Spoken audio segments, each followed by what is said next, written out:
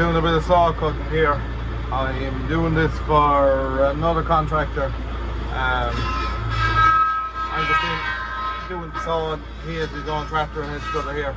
Just literally a really overgrown place that needs to be tidied up. And the trees are growing way out into the field. So that was what they want to do with it. They want to cut them all down and get rid of them. He's here now with his tractor, heaping them up, and I'm sawing them away. So I'm not going to say a whole pile for a few minutes. I'm just going to let you watch away the saw.